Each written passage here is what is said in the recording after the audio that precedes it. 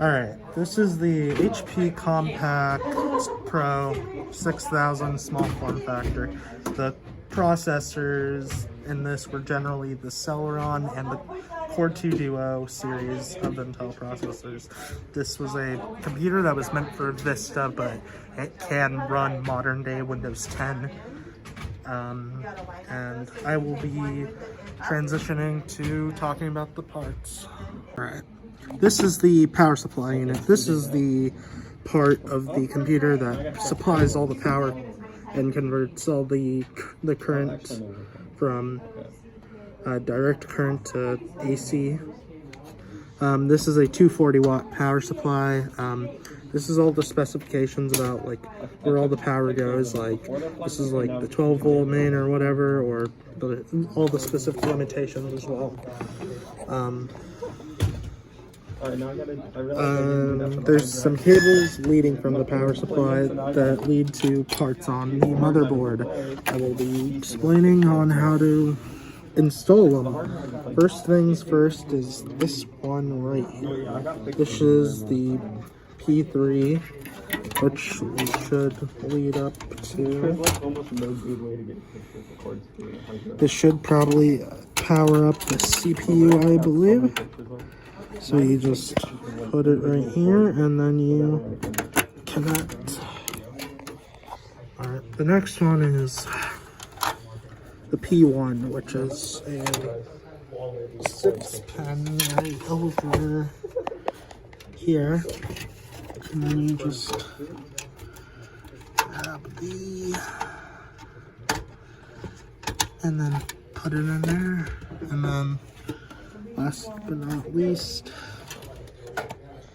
and that should probably be all the cables and stuff that you would need to plug in from the PSC or the power supply.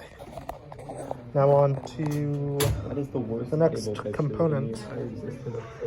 This is the network card. This is the thing that this plugs in through PCI E standard. It's basically like a adapter that allows you to get in a more powerful Ethernet connection. I'm not exactly sure what specific gigabit or whatever or bit of Ethernet it is, but this is a pretty cool thing. This is how it would plug in. It would plug in through this PCIe 1X slot. First things first, you would need to lift that up, at least in this computer you would, and you just put it in. Make sure it's in smug, and then that should just plug in. Next up, it'll be the memory. Alright, this is the memory. This is 2 gigs.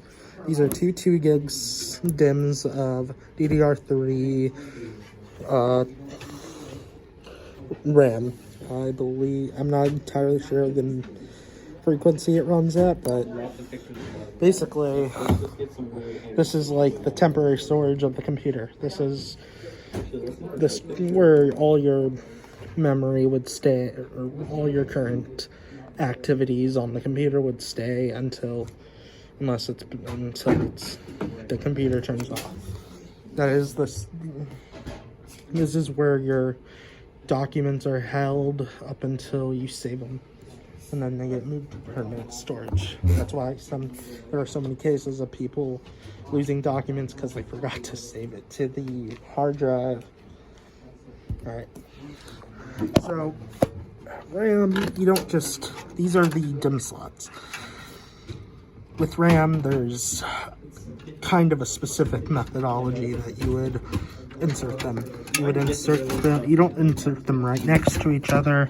You have to insert them in a 2x4 or a 3x, or in a like 2x4 or a 1x3 configuration. So you would, for example, you would look at the slots, line the shorter side with the shorter side and the longer side with the longer side, and just put in a little bit of force on both ends and it'll plug. And then you look for the shorter side and the longer side. And then you just line it up again and then plug, and the RAM should be installed. Next part will be the permanent storage, the hard drive. Now, here's the hard drive. This is the permanent storage of the computer. This is a 256 gig hard drive. It's a Samsung drive. And it should say something about the speed it runs at, but I'm not entirely sure. Anyway, hard drives have two standards. There's a older standard called IDE. It's no longer used anymore. And then the current standard for hard drives is SATA power.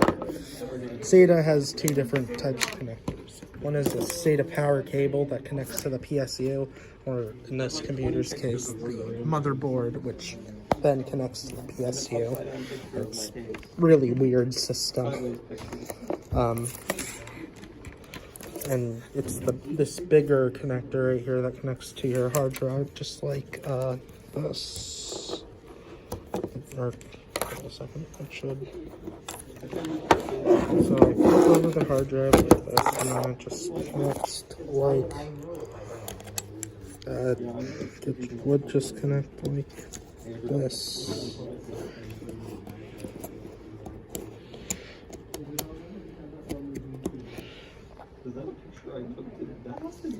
And then this great cable right here is the SATA data cable. This connects to the motherboard as well, but instead of bypassing through the motherboard and going through the power supply, this just goes straight to the motherboard and to the CPU, and it holds the data transfer.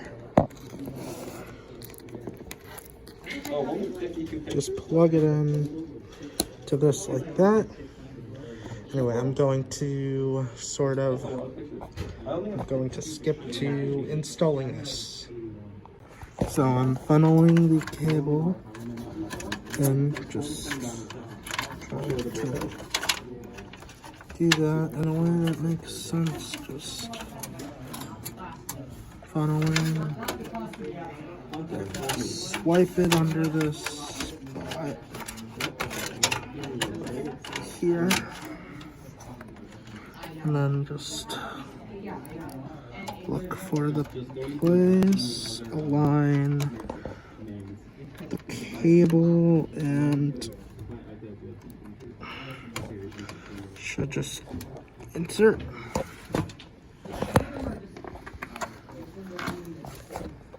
Time for the final component, the optical disk drive. This, like the hard drive, is kind of like a form of storage. It's disk-based storage technically, but this, unlike this, the disks can be removed and can be stored someplace. Generally, people use this for listening music, watching DVDs, and booting into, or doing their first boot and getting into Windows for the very first time and installing it. Anyway, let's focus on how to install the disk. First things first, you would put it in like this, then align something,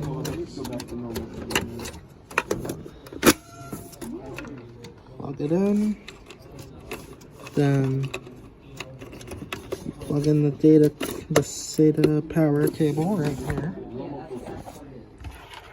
and then final step is the SATA data, which just plug in like this, and then